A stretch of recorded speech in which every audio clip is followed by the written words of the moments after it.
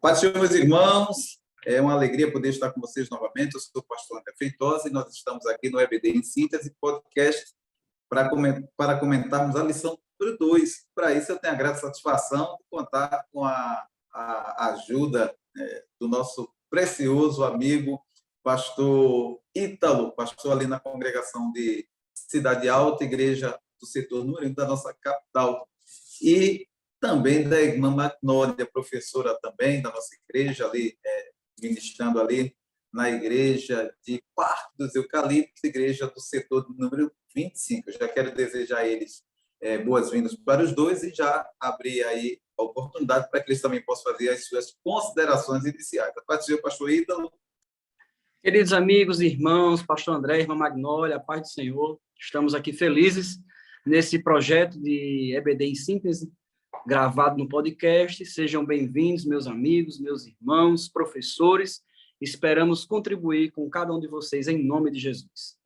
Maravilha, graças a Deus. Está conosco também a professora Magnólia, conforme nós já mencionamos, e a quem eu quero também já dar minha saudação inicial, a partir professora Magnólia. A paz do Senhor, pastor André Feitosa, a paz do Senhor, pastor Ítalo. É uma alegria enorme para a gente, né, poder contribuir com o reino dos céus. Esta lição é maravilhosa, que trata sobre os valores cristãos, né, os valores cristãos. Toda a lição da escola dominical traz algo sempre novo para a gente, porque a palavra de Deus ela é fiel e é verdadeira. No meio do mundo onde hoje as pessoas, há uma inversão de valores, nós vamos estudar sobre os valores cristãos. Isso é extremamente importante para todos nós, para a edificação da nossa fé. Porque não basta ser crente, é preciso ser crente fiel e ter testemunho, né? É verdade. Como disse a professora aí, nós vamos estudar nesse tema, já estamos estudando, na verdade, iniciamos semana passada, os valores do reino de Deus, que serão 3 lições norteadas pelo Sermão da Montanha. E nós hoje vamos comentar a lição número 2, cujo título é Sal da Terra, Luz do Mundo. O textuário está lá em Mateus, capítulo 5, versículo 13, 14, que diz: vós sois o sal da terra, vós sois a luz do mundo. E dentro desse contexto, mostrando a importância do cristão influenciar o mundo que ele convive, nós estaremos estudando aí aplicando ao nosso dia a dia essas 2 afirmações que Jesus fez. E eu acho interessante, pastor Ítalo e Magnólia, porque são 2 elementos que nós nos identificamos muito. Eu diria que são 2 analogias que nós aqui nos identificamos muito aqui na cidade. Até conhecido como a Cidade do Sol, outros chamam de a Noiva do Sol, né? E o Sol é a nossa estrela maior, né? Que nos fornece a luz, e somos também o maior produtor de sal do Brasil. Então, a lição tem muito a ver conosco, né? E é uma satisfação poder realmente estar estudando sobre esse tema. O nosso primeiro tópico fala sobre o sal, tempera e conserva. Então, mostrando esses 2 atributos do sal, eu já queria franquear a oportunidade do pastor Ítalo, ele fazer algumas considerações dentro desse tema, e, na sequência, também a nossa irmã Magnólia também poder estar dando a sua contribuição a respeito desse primeiro tópico da nossa lição. Pastor Ítalo. Queridos amigos e irmãos, nós vivemos hoje inseridos numa sociedade com alguns problemas estruturais. Nós vivemos uma crise de valores.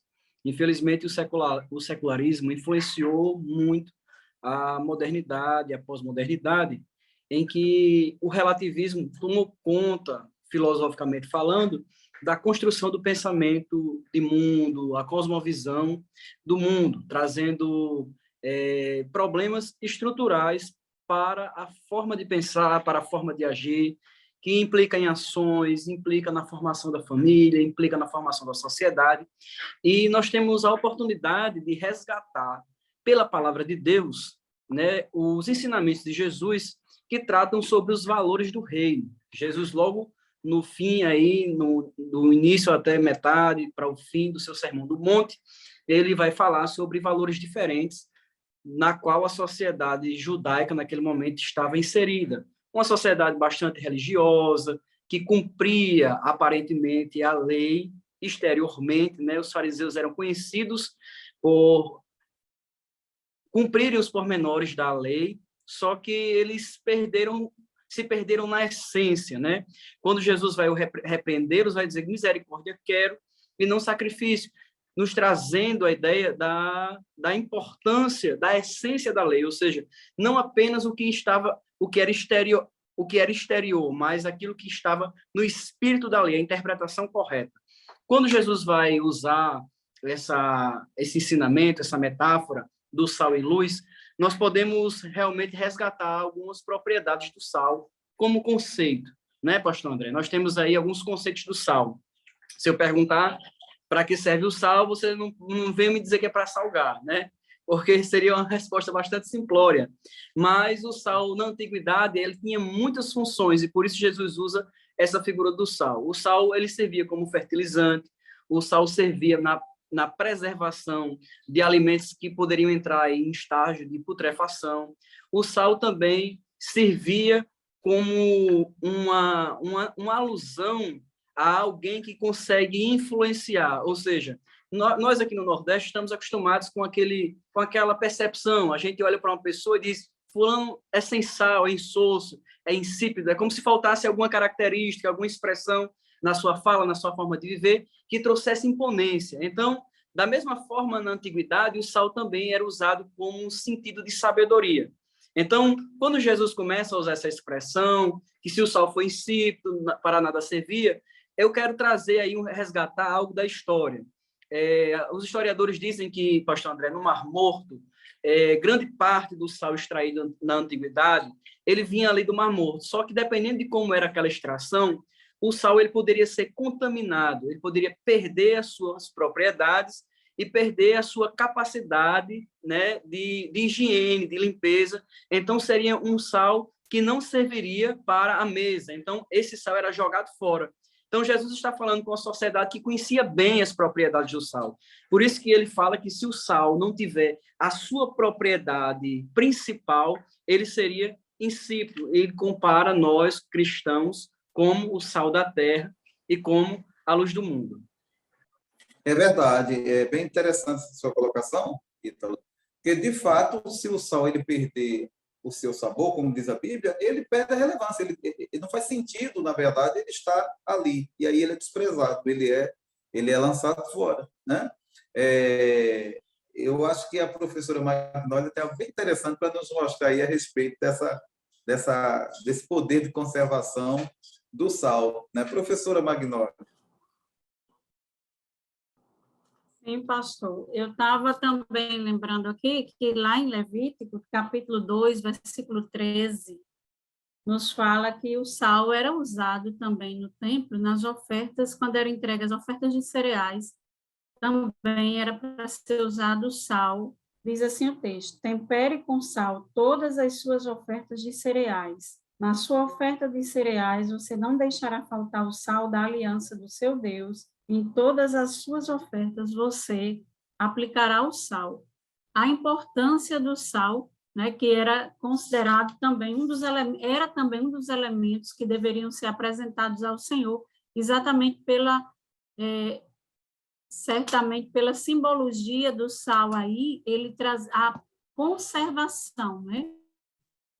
Como já foi dito pelos irmãos, a conservação do alimento, que foi também usado no Antigo Testamento, não tínhamos geladeira, né? Antigamente, até um bom tempo, a gente não tinha geladeira. Então, o sal era muito usado para conservar os alimentos, como ainda hoje é. Mas naquela época essa função era muito mais específica. Imagine também, o sal, ele é usado para temperar a comida, do mesmo jeito cristão, a vida cristã deve ser importante para temperar nos dias de hoje, para influenciar conforme os valores do reino de Deus. Eu vou trazer uma demonstração aqui para os irmãos, que vocês podem estar usando na sua sala de aula. Eu trouxe aqui 3 copos com água, certo? E aí eu vou mostrar cada um como a gente fazer. O copo com água representa o mundo, certo? Eu vou deixar fazer de um em um aqui. Aqui é o sal. Então, muitas vezes a gente pode estar assim, ó. o mundo aqui e a gente aqui como se estivesse dentro de uma bolha totalmente isolada. E Jesus disse, uma certa vez Jesus disse lá em João, na oração sacerdotal, não peço que os tire do mundo, mas que os guarde do maligno. Mas muitas vezes alguns crentes pensam que pode viver separado numa bolha, mas a gente precisa estudar, trabalhar, e aí nessa convivência a gente não fica nesse formato, a gente poderá estar também assim, ó. Eu estou lá no meu trabalho, mas estou dentro dessa bolha, o povo não sabe nem que eu sou crente, nem me conhece, porque eu não influencio em nada, eu não faço a diferença em nada. Ou eu ainda posso estar aqui, ó, eu estou no trabalho, estou na escola, estou na faculdade, mas aqui eu estou dando sabor, eu estou dando tom, a diferença, fazendo a diferença em todos os ambientes em que eu estou vivendo, em que eu estou passando. Então, vocês podem estar usando, ilustrando, fazendo essa ilustração para trabalhar com os irmãos, com os seus alunos na sala de aula, da importância do sal. A gente nem pode ser... O sal, ele deve estar na medida certa, nem tanto e nem tão pouco, como diz o provérbio popular, né? Porque se tiver um excesso de sal, a comida vai ficar salgada e vai fazer mal às pessoas que se alimentam, pode ter um problema de hipertensão. Mas também, se não tiver o sal, como disse já nosso irmão Ítalo, fica sem sabor. O sal, ele deve estar na medida. Do mesmo jeito, isso significa que a vida cristã, ela precisa ter equilíbrio, estar na medida, na presença de Deus. Nem santinho, nem santarrão, mas, como a Bíblia diz, santo. E santo influencia, faz a diferença onde está. Maravilha. Eu, ouvindo essa sua colocação, professora, eu achei interessante, porque quando a gente visualiza, né, o poder do visual, né, do auxílio visual, quando a gente visualiza, abre a nossa mente para algumas considerações, algumas reflexões. Nas três circunstâncias, o sal, ele não muda a sua natureza, ele continua sal, né? Mas ele, mesmo tendo a natureza de salgar, ele não vai fazer diferença se ele não influenciar, se ele não interagir. Aí a gente já quebra até uma certa cultura, né, de que santidade é isolamento. Santidade não é isolamento, na verdade, né? Por isso que Jesus falou, não te peço que os tire do mal, mas que os livre.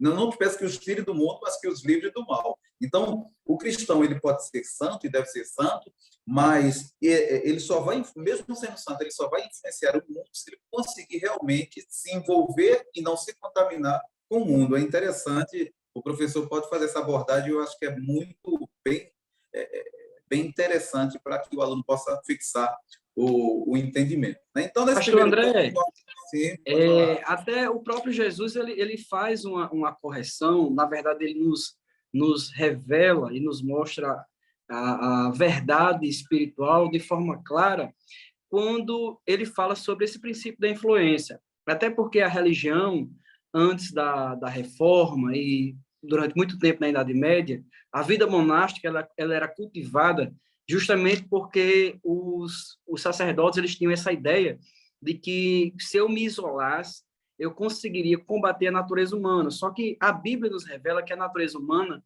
ela não é enfraquecida pelo afastamento, ela é enfraquecida pelo poder do Espírito Santo atuando na vida do cristão. E esse poder que foi delegado, essa unção do Espírito, é que nos faz testemunhar. Quando os discípulos estavam ali preocupados, quando Jesus ia restaurar o reino de Israel, a pergunta deles foi, será neste tempo que restaurarás o reino de Israel? O Senhor corrigiu a visão e disse, não vos compete saber os tempos e as estações que o Pai estabeleceu pelo seu próprio poder, mas recebereis a virtude, o poder, o dunamis do Espírito Santo e ser-me-eis testemunhas. Então, este poder do Espírito capacita o crente para testemunhar sendo sal, ou seja, tendo a medida certa, o equilíbrio, a dosagem correta, para justamente se envolver no mundo e segurar o estágio de devassidão que o mundo tem se encontrado. O mundo, sem o cristianismo, sem o sal, ele está em estágio de putrefação. E o cristianismo envolvido em todos os braços do mundo, não vivendo o mundo, mas influenciando, é o que preserva os valores morais de uma sociedade. É verdade, é verdade. Aí a gente vê realmente como é que as palavras de Jesus são sábias, né? E nos leva realmente a refletir e entender qual é a posição que Jesus quer que nós estejamos, né? Ou seja, conforme a professora Magnola até pontuou nas suas anotações, né, nessa gravação, o sal ele só tem eficácia quando ele sai do saleiro e vai realmente ter contato com o alimento, no caso da conservação, né? Então, o cristão ele só consegue ser uma testemunha se ele sair realmente. Eu costumo dizer o seguinte, que o lugar mais fácil para ser crente é na igreja. A verdade é essa, né? Quando a gente está entre pessoas que comungam da mesma fé, que têm os mesmos valores que nós, isso é muito fácil. Mas, na verdade, a gente só consegue testemunhar realmente quando a gente sai desse ambiente. Aí é que nós vamos influenciar. Aí é que nós vamos realmente estar contribuindo para a conservação desse mundo que está se deteriorando pelo pecado, né? Então, a gente vê que é uma lição riquíssima que Jesus nos ensinou a respeito do sal, né? Do cristão como sal, como sendo alguém que está ali para influenciar, para conservar esse mundo. E é interessante, Ítalo, né, dentro dessa ideia de conservação, que você percebe, né, fazendo um paralelo com a história de Noé, por exemplo, que enquanto o sal, Noé, estava na terra, o dilúvio não veio, né? Mas a partir do momento que Noé entrou na arca, junto com a sua família, que a terra perdeu o seu sal, aí a degeneração, aí a destruição foi certa, né? Então, o que conserva esse mundo ainda é a presença da igreja, como testemunha, testificando, como arauto do evangelho, né? E isso tem a ver também dentro desse contexto daquilo que Jesus falou, ter sal. É muito boa, realmente é uma lição muito interessante, nos instiga realmente a conhecer a Jesus, a servir de testemunho, a nos policiarmos com relação ao nosso testemunho e, acima de tudo, né, nos deixa muito também prazeroso de saber que Jesus, há 2.000 anos atrás, né, fez menção ao sal, um produto abundante na nossa terra, né, que aqui a gente, que inclusive contribui com a economia do nosso estado, né? Enfim, mas é uma Pastor, interessante que a gente pode fazer aí uma reflexão da diferenciação de preço e valor. A nossa sociedade tem o sal um preço muito baixo, muito pequeno. O valor do sal é irrisório, mas isso não retira o seu valor. Se você olhar, o valor do sal, ele é de muita valia para os nossos dias. Até nas refeições, você se alimentar sem o uso do sal, você comer uma comida insípida, pode dar náusea em alguém, você tira o tempero. Então, você tem o preço do sal é pequeno, é baixo, mas o seu valor é considerável. Agora, naquela geração que Jesus estava inserido, ele usa o sal, é claro que ele fala no contexto da sua época, o sal tinha um valor muito mais significante e um preço também. Os irmãos sabem, o pastor sabe, irmã Magnólia, os irmãos, que naquela época o soldo, né, o pagamento dos soldados, eles eram feitos em forma de sal, ou seja, em porções de sal. Daí vem a palavra salário, né? Até hoje a gente herdou historicamente, dessa condição da antiguidade. Ou seja, naquela época o sal tinha muito valor justamente por causa de suas propriedades. Além de fertilizante, era também um preservador de alimentos que, para aquela época, como a irmã Magnólia falou, não existia eletricidade, geladeira. A forma moderna de armazenar era de muita importância para preservar os alimentos. É verdade, perfeito, maravilha, boa colocação. Essa é muito boa, realmente, né? Tem um valor, um preço pequeno, mas tem um grande valor, né? É verdade, né? E só sabe realmente quem pega um prato de sopa para comer, né, Ítalo? É verdade. É muito ruim, realmente, viu? E eu digo uma coisa para você, viu? A comida claro, né? E aí vem um outro lado também, que é a questão da temperança, né? Porque o sal em excesso também ele torna-se prejudicial, não é verdade? Então, fica aí a lição do nosso primeiro tópico, né? O professor pode explorar muito mais. Gostei muito desse recurso aí que a professora Magnólia nos trouxe, que o professor pode usar em sala, né? É fácil de fazer, mas que leva o aluno a fixar a ideia realmente da relevância do sal e como ele deve estar, como é que ele torna-se útil, né? Aí, ainda dentro desse contexto de fazer a diferença, Jesus ele faz uma segunda afirmação, quando ele diz, vós sois a luz do mundo, né? E esse é o tema do nosso segundo tópico, né? Jesus falando para os seus discípulos, né, que eles eram a luz do mundo. É interessante, antes da gente entrar nesse tópico propriamente dito, que o Sermão do Monte, né, conforme a gente estudou, né, na introdução da revista na semana passada, ele realmente, Jesus estava dando ali o modelo, né, do seu reino, do reino messiânico. E é interessante também que Jesus ele frustrava a expectativa de muitos judeus que queria um Messias triunfante, um Messias que viesse beligerante para se insurgir contra Roma e brigar, enfim, né? Aquele Messias de Hollywood. Né? E Jesus vem trazendo ensinamentos que, na verdade, tipo assim, não tem a ver com a essência do mundo, né? Não com a aparência. Né? E esse discurso de Jesus certamente não foi muito bem aceito e interpretado por muitos judeus. Né?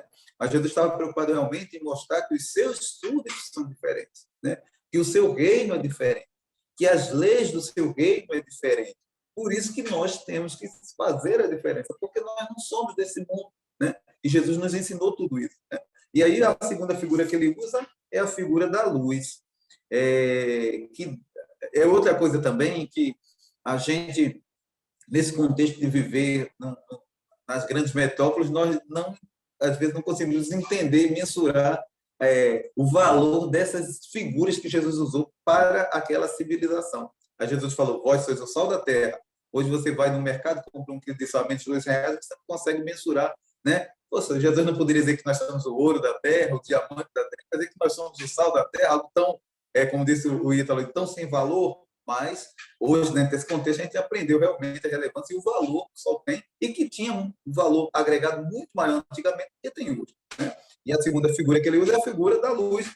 Eu já quero também pedir para que vocês possam trazer assim, a colocação, as ponderações de vocês a respeito dessa segunda figura de linguagem que, quando Jesus fala, vós sois a luz do mundo. Eu vou agora inverter um pouquinho, começar pela professora Magnólia, né? E depois o pastor Ítalo faz as suas considerações. Né? Professora Magnólia, né? Diga aí o que é que a gente pode explorar, ensinar para o aluno quando Jesus faz essa afirmação, vós sois a luz do mundo. Né? E o que é que a gente pode abordar em sala? Assim, achei bem interessante a sua correlação do tema da lição à realidade nossa do Rio Grande do Norte, né? E da cidade de Natal, que é a cidade do sol, e a gente só sabe o valor da luz quando se está em trevas. Muitas vezes a gente não valoriza, mas, por exemplo, hoje a gente não vive sem energia elétrica, né? Na hora que falta energia, antigamente, quando não existia energia elétrica, se usava os candeeiros, mas as lamparinas, como nós chamamos lá no interior, agora, como nós temos energia elétrica, quando falta energia, a gente sente uma dificuldade enorme. E Jesus, quando ele faz essa metáfora também com a luz, é interessante dizer, e ele não diz que vós sereis o sal. Não, ele diz, vós sois. Ele é enfático em afirmar que os discípulos dele são o sal da terra e a luz do mundo. Só que esta luz que nós cristãos somos, esta luz não é própria nossa.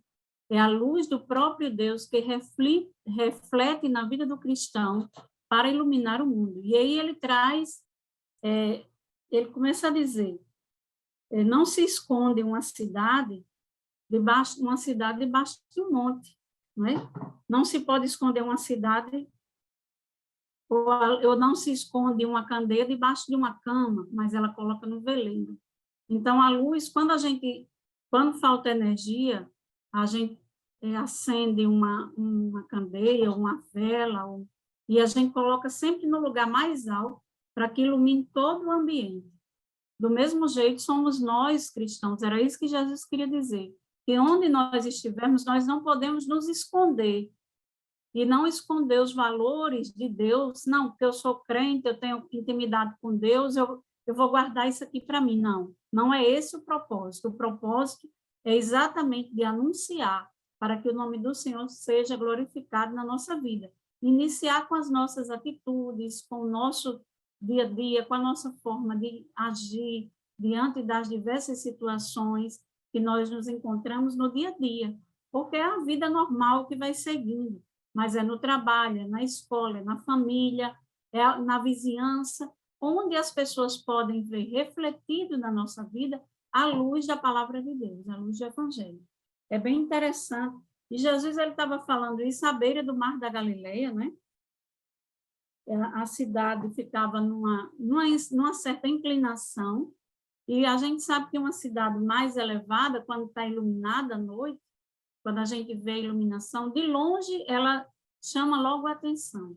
O crente, o temente a Deus, o verdadeiro discípulo que irradia a luz do Evangelho na sua vida, muitas vezes, sem palavras, ele fala de Jesus. A sua vida é um testemunho porque reflete a luz da palavra de Deus. Isso é muitíssimo importante. Pois era isso, meus irmãos. E a gente precisa ter, às vezes, a gente vê pessoas que podem falar muito de Jesus, mas as atitudes podem negar. E assim, a gente não pode falar uma coisa e viver outra. Isso é hipocrisia, era o que os fariseus, os sacerdotes fariseus viviam. Como o nosso irmão Ítalo já trouxe nessa fala hoje à tarde, eles pregavam uma realidade, a letra ao pé da lei, né? A lei bem ao pé da letra, e, na prática, a prática era totalmente contraditória com aquilo que a palavra de Deus nos ensinava. Jesus dizia, quero misericórdia, quero, né? Ele não queria hipocrisia, queria, na verdade, e é isso que ele espera de nós, que a gente tenha uma vida normal, mas uma vida que reflita a luz do Evangelho, a luz da palavra de Deus, em todos os espaços que a gente vive, porque o crente não vai ser uma bolha isolada, mas aonde a gente está, a gente pode fazer a diferença, a luz do Evangelho pode refletir nas nossas vidas. Maravilha. Pastor Ítalo. Queridos, interessante essa expressão, mais uma vez, uma figura de linguagem para expressar as verdades divinas. Jesus era especialista, um grande pedagogo, com uma capacidade absoluta de transmitir verdades espirituais de forma simples.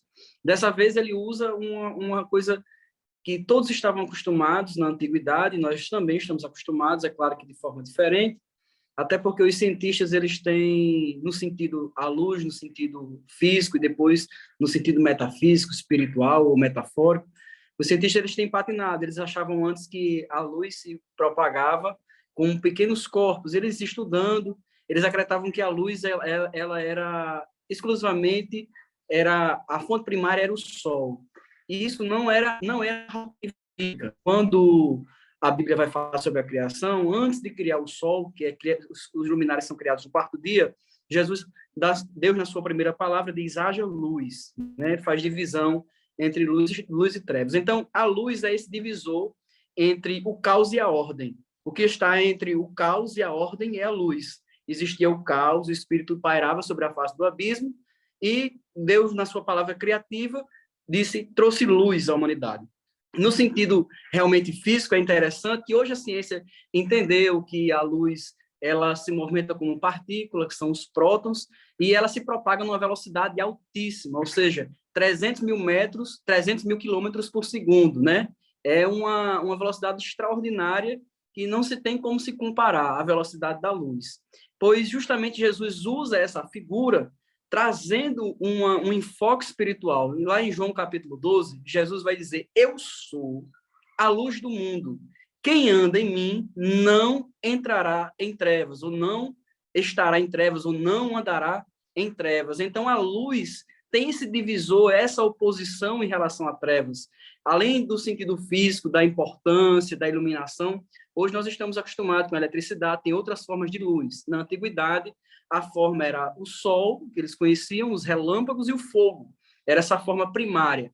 Hoje nós estamos acostumados com uma forma de luz diferente, né? Nós temos a eletricidade, nós temos a lâmpada, nós temos a iluminação, mas tudo isso demonstra a importância que a luz tem na sociedade. Jesus usa essa figura de linguagem, mostrando que assim como ele é luz, nós como crentes precisamos ser luz, assim como ele é. E a luz é justamente isso, é a dissipação das trevas, ou seja, é a clareza, é a iluminação. No sentido espiritual, a luz fala de iluminação, fala de clareza. E aqui eu queria trazer rapidamente um mito da caverna, de Platão, que quem narrou foi Sócrates, no livro A República. Né? Sócrates, falando sobre a filosofia, ele dizia que o mundo era uma caverna. E aqueles que não tinham acesso à iluminação, ao conhecimento, que viviam na escuridão, seus habitantes viviam dentro dessa caverna. E alguém que estava fora, que viu a luz, que viu o sol, projetava sombras e fazia com que as pessoas que estavam dentro da caverna, eles apenas vissem as projeções nas sombras, achando que aquilo era a realidade. Mas, na verdade, eles só viam aquilo que era projetado por quem estava fora. Então, eles viviam numa ilusão. Trazendo isso para a nossa realidade, o mundo é essa grande ilusão, que vive em trevas. A Bíblia diz que o Deus desse século cegou o entendimento dos incrédulos para que não lhes resplandeça a luz do Evangelho ou a glória de Deus. Então, o mundo vive em uma ilusão porque ele carece de luz. Então, se eu usasse esse mito da caverna de Platão para trazer uma verdade espiritual para nós, é que essa caverna, aquilo que é projetado, essa grande ilusão, é justamente a ausência da luz verdadeira. Trazendo Deus como a fonte da luz, como João escreve na sua primeira carta, Deus é luz e nele não há trevas nenhuma, é a capacidade que Deus nos dá pela iluminação do Espírito de iluminar o nosso entendimento, de abrir os nossos olhos, de nos sarar, nos livrar da cegueira espiritual e nos mostrar a realidade das coisas. Por isso, Jesus disse, conhecereis a verdade, e a verdade vos libertará. Então, não existiria, nas palavras de Jesus, um significado tão importante como a luz é para o mundo, assim como ele é luz e assim como o crente deve ser. Ou seja, quando Jesus vai falar sobre luz, ele diz, não se pega a luz e se coloca embaixo, escondido de algum lugar. Você coloca a luz em cima para iluminar uma cidade. Então, a importância de sermos luz. E o interessante é que o Espírito Santo, ele age dessa forma, ele revela quem é Deus. O Espírito Santo, ele prescruta as profundezas de Deus e ele nos revelou a identidade de Deus. E nós, como luz, temos a obrigação de revelar ao mundo a natureza de Deus. Somos nós que declaramos Deus para o mundo, somos nós que ensinamos a respeito de Deus. E o mundo carece dessa luz, pois no mito de Platão, o mundo vive numa grande escuridão e não consegue saber qual é realmente a realidade dos fatos. Mas nós, que recebemos a luz de Deus, recebemos salvação, recebemos uma vida com Deus e podemos pregar justamente para eles a respeito desta luz que transformou as nossas vidas. Maravilha, graças a Deus. Boa, palavra boa essa sua, viu? De fato, né? Aproveitando enquanto vocês estavam falando, eu estava pontuando algumas coisas aqui dentro da fala de vocês, né? Você pegando um gancho, né? E fazendo uma analogia disso que você falou, da palavra de Jesus, quando ele diz assim que ninguém acende uma candeia e coloca debaixo do alqueire, mas no velador, né? Ou seja, quanto mais alto a luz estiver, mais ela tem capacidade de influenciar, de trazer claridão, né? E aí eu queria também fazer uma conotação com a questão do cristão. Quanto mais alto o crente está, mais luz ele consegue ser, né? Quanto mais perto dos céus, quanto mais santidade ele viver, mais ele tem capacidade de influenciar. E aí eu lembro do que o apóstolo Paulo falou, escrevendo aos Colossenses, quando ele diz, se já ressuscitaste com Cristo, pensai nas coisas que são de cima, não nas que são da terra, né? Então, essa capacidade de influenciar, de ser luz, o cristão tem, quanto mais perto de Deus ele tem, mais luz ele vai refletir. Essa luz cuja origem é o próprio Deus, como Jesus mesmo fala, você mencionou aí, muito apropriadamente, Ítalo, Jesus mesmo mencionou, eu sou a luz do mundo, né? Então, quanto mais perto de Jesus, mais nós temos capacidade de irradiar essa luz, né? E hoje a gente vê, muitas vezes a gente vê cristãos que não conseguem ser luz, que não conseguem brilhar, não conseguem resplandecer. E é interessante que quando o cristão ele resplandece, o nome de Deus é glorificado. porque Jesus finaliza isso dizendo assim: assim resplandeça a vossa luz diante dos homens, para que eles possam ver as vossas boas obras e glorifique ao Pai que está nos céus. Então, as boas obras do crente faz com que o mundo veja Deus, né, e glorifique a Deus, veja a transformação que Deus faz, a mudança que o Evangelho faz, e com isso possa glorificar a Deus. Então, é bem interessante essa colocação, dentro desse contexto, aproveitando o gancho que você falou. Outra coisa, a luz é sempre um guia, né? Eu lembro que, vocês sabem que eu sou marinheiro, né? E nós que somos marinheiros, nós, principalmente na navegação, hoje a despeito de todo o GPS, mas todo náutico ele precisa do farol, né? Que hoje são equipamentos eletrônicos, né? Lâmpadas LED, mas que na antiguidade, na verdade, o que era o farol? Era uma luz, uma fogueira acesa para orientar o náutico que estava no mar. À noite, em meio às trevas, quando o navegante ele olhava para aquele ponto, via uma fogueira ali, ele sabia exatamente onde ele estava, sabia o caminho a seguir.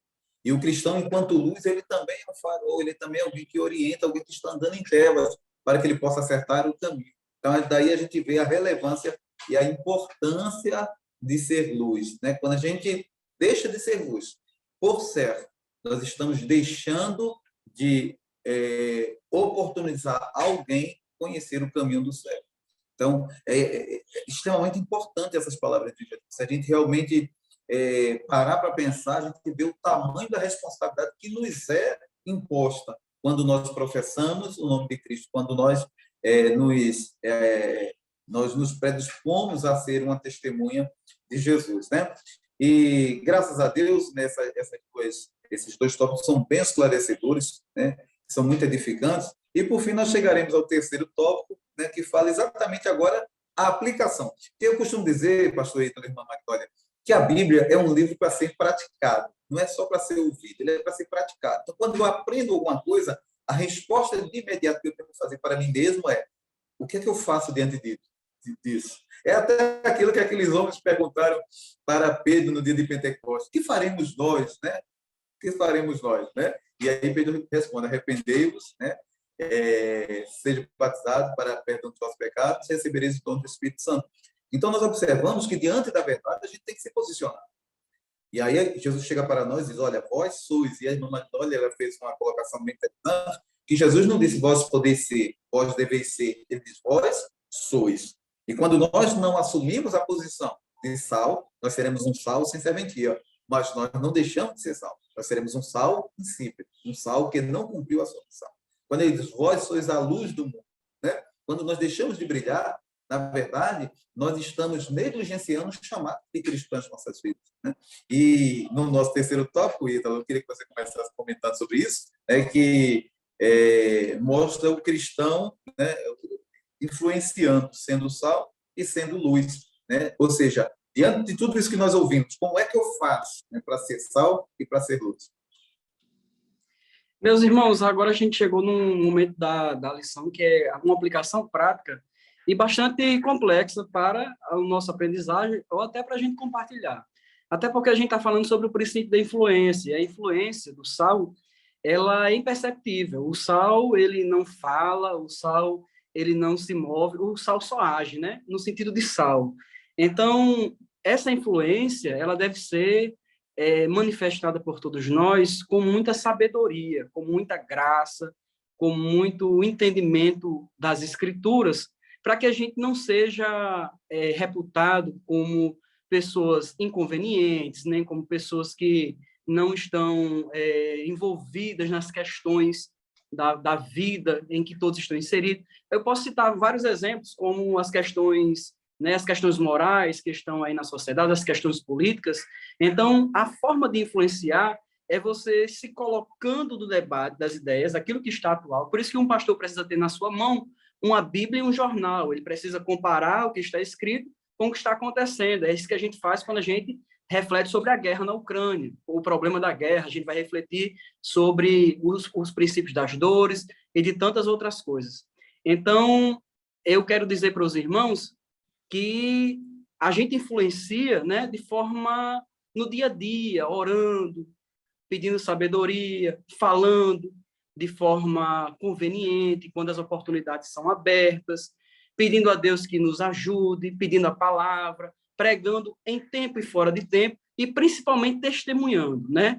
A maior pregação do cristão é o seu testemunho, são as suas obras de retidão. Falam muito mais do que as palavras, então é a melhor forma de ser salvo. Maravilha, maravilha. Irmã Magnólia, a senhora gostaria Interessante, meus irmãos, é que eu estava... Cada dia a palavra de Deus é maravilhosa, né? Quando a gente estuda, é que a gente estudou esse tema outras vezes, e cada vez a gente aprende coisas a mais, né? E interessante é que Jesus não disse, vós sois a luz do mundo e o sal da terra. Não, ele disse, vós sois o sal da terra e a luz do mundo. Ou seja, para que eu possa brilhar, para que a luz de Cristo reflita na minha vida, é preciso, primeiro, que eu seja transformada por dentro, para poder influenciar alguém. A gente vive num mundo hoje que as pessoas estão se tornando famosas nas redes sociais, chamadas de influencer, né? Influencer digital de todo tipo de coisa. Não tem influência de moda, de comida, de todo tipo. E muitas vezes nós, como crentes, não influenciamos ou não nos deixamos que o evangelho influencie através das nossas vidas.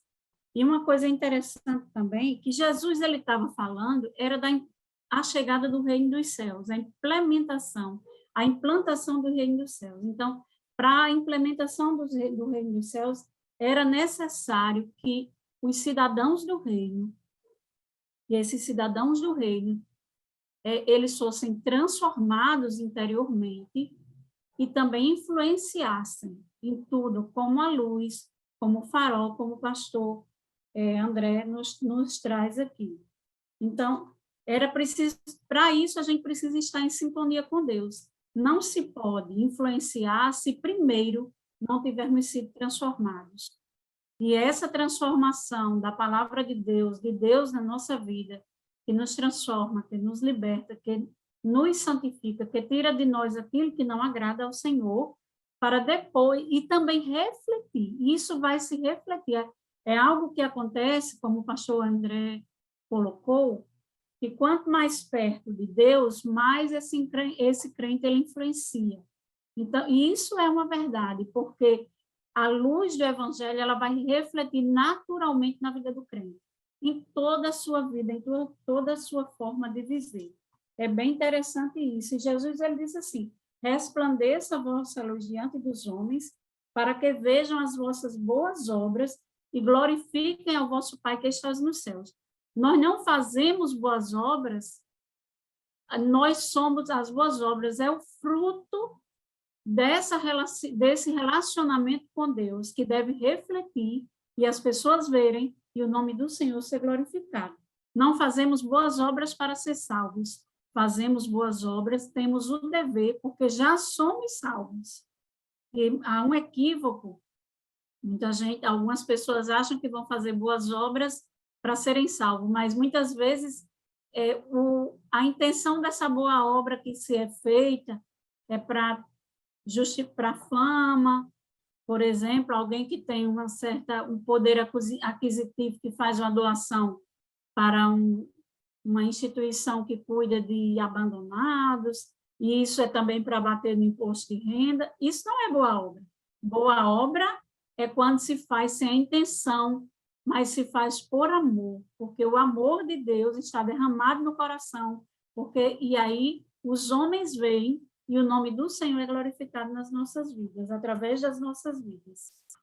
Então, nós precisamos influenciar, sendo sal, como? Sendo transformado, sendo a cada dia santificado pela palavra de Deus. E sendo luz, como? Refletindo em boas obras nas nossas atitudes no dia a dia. E a gente precisa ser essa influência positiva. Interessante é que o sal, o comparativo aqui do sal, ele é uma influência de negação do pecado, de negação das coisas erradas. E a luz, ela é uma influência positiva, de afirmação daquilo que Deus é, através das nossas vidas e que Deus pode fazer. Então, como é gloriosa a palavra de Deus, como Deus, Jesus, ele ele usou muito as metáforas, usou muitas metáforas, parábolas também, que nós até já estudamos uma lição sobre parábolas, para que ficasse mais claro. E na nossa escola dominical nós podemos fazer isso e devemos, porque a palavra é de Deus, mas a metodologia é nossa, a didática é nossa. Por isso que a gente trouxe esse exemplo que podemos usar como a água, o sal, e temos outras opções também de trazer, porque aqui o tempo é curto também, dá para mostrar muita coisa, né? Obrigada, pastor. Maravilha, graças a Deus, né? Já passamos aqui uns 45 minutos, se deixar a gente passa horas aqui, porque o assunto é muito atrativo e não se esgota, não é verdade? Mas nós vemos aí realmente a relevância, né? Aquela coisa que o nosso filho de Jesus falou e que o nosso pastor presidente sempre repete aquele texto, né? Se sabeis essas coisas, bem-aventurados sois se as fizerdes, né? E chegamos à conclusão, e a você, professor, estimule seu aluno a ser realmente um influenciador, né? Nós precisamos marcar posição, nós não precisamos recuar, porque se nós recuarmos enquanto testemunhas, né, o inferno prevalece. Então, o crente ele não tem que ter constrangimento em ser um influenciador, como disse a nossa irmã. Tem tanta gente influenciando sem conteúdo nenhum por aí, influenciando com coisas fúteis, mas nós fomos chamados para influenciar pelo poder da palavra de Deus, pela vivência da palavra e pela proclamação da palavra de Deus. E, finalizando, o comentarista ele diz que nós devemos influenciar onde quer que nós estejamos, quer seja na escola, no trabalho, na faculdade, onde quer que nós estejamos, nós somos testemunhas de Cristo, né? Graças a Deus, eu quero agradecer a valiosa contribuição do pastor Ítalo e da irmã Magdólia. Estaremos aqui futuramente comentando mais uma lição. E você, professor da escola dominical, você que milita nesta causa, né, nessa obra magnífica que é a escola dominical, estimule seu aluno, né? Estimule as pessoas a participarem da escola dominical. Eu tenho certeza que fazendo assim você está sendo um influenciador e as pessoas estarão aprendendo a palavra de Deus.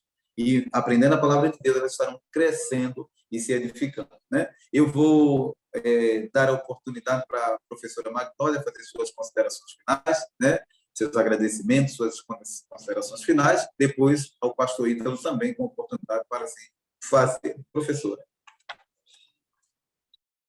Meus irmãos, e assim, a gente agradece ao Senhor por esse privilégio de estarmos aqui aprendendo com os irmãos, né? Enriquecendo, de ouvir a palavra, de estar nesse momento, nesse bate-papo, que a gente aprende bastante. E que a gente possa realmente, a gente vive num mundo hoje cada vez mais difícil para as pessoas não querem se envolver. Eu quero ser crente, mas eu não quero me envolver com o reino. Eu quero ser crente, mas para mim viver da minha forma, da minha maneira. Mas o Senhor nos chamou para sermos crentes fiéis e fazermos a diferença onde estivermos. Quando a gente, igreja do Senhor, como diz o teólogo John Lodge, quando na igreja do Senhor ela deixa de influenciar o mundo com a palavra, quando ela se deixa influenciar pelo mundo, ela nem agrada a Deus, nem agrada ao mundo e nem agrada a si mesma. Então, fica como diz aquela palavra lá de Apocalipse, que Jesus disse para a igreja de Laodiceia: tu nem és quente, nem és frio, és morno. Então, que nós possamos ser crentes fervorosos, tementes a Deus, que o fruto do Espírito possa, da temperança, da longanimidade, da bondade, possa prevalecer na nossa vida e que nós possamos ser influenciadores da palavra de Deus em todos os ambientes que nós venhamos estar, que Deus nos dá a oportunidade de conviver e de estar. Você já imaginou que quando a gente chegar na eternidade, alguém que você conviveu no trabalho e que por uma palavra sua ou por uma ação sua no trabalho, e depois você deixou de ter contato com aquela pessoa, mas aquela pessoa chegou a conhecer o Evangelho por causa da sua boa influência. Isso é glorioso, não tem preço, e a gente vai ter muita surpresa no céu por causa, muitas vezes, de influências boas assim. Então, que o Senhor nos ajude e nos abençoe, que possamos ser frutíferos na presença de Deus, para a glória e a honra do seu nome. Amém. Muito Queridos, obrigado. eu quero... Pode falar, pastor. Pode falar, pastor. Eu quero terminar, a fazer minhas conclusões, com uma frase de John Wesley. Nós sabemos que tiveram aí dois grandes evangelistas na história, um para os calvinistas, né, a doutrina deles é George Whitefield, e para nós arminianos, John Wesley. Foi talvez o evangelista, né, das últimas gerações, um dos maiores e mais influentes, por causa do seu testemunho, por causa das suas pregações, e o quanto influenciou positivamente a Inglaterra naquele período complicado, trazendo aí um reavivamento. Então, John Wesley disse: o que uma geração tolerar, a outra geração abraçará. Então, a nossa importância como influentes, né, sal e luz, é que o salmista já nos entregou esta verdade. Ele disse: uma geração entregará, né, contará as tuas obras a outra geração. Então, nós somos responsáveis pela próxima geração. E aquilo onde a gente falhar como igreja, como cristianismo, nós iremos entregar um mundo melhorado ou piorado. É claro que a gente sabe que, escatologicamente, o pecado ele tem se multiplicado, a iniquidade tem se alastrado, o amor esfriado. Mas a responsabilidade de cada crente individualmente fazer a sua parte e entregar o seu testemunho à próxima geração, aos nossos filhos e aos nossos netos. Que Deus nos abençoe e que o princípio de influência possa ser colocado em prática com todo o poder dado pelo Espírito Santo. Graças a Deus. Eu quero aqui agradecer a Deus a oportunidade que nos concede poder estar participando desse trabalho tão maravilhoso que é a Evidência desse podcast, né? E agradecer ao nosso pastor Martim Alves da Silva, pastor presidente da nossa igreja, ao pastor Reinaldo Dilo, que é o diretor do DENER, Departamento de Educação Cristã, Ensino e Educação Cristã da nossa igreja. Agradecer as valiosíssimas contribuições do pastor Ítalo e da Magnólia, né? E se Deus nos permitir, se Jesus não voltar, na próxima edição estaremos aqui novamente, né, nesse bate-papo tão agradável, tão edificante. Que Deus abençoe a vida de cada um de vocês e vocês possam ser influenciadores, como disse o pastor Ítalo, em nome de Jesus. A paz do Senhor, Deus abençoe a todos, em nome de Jesus.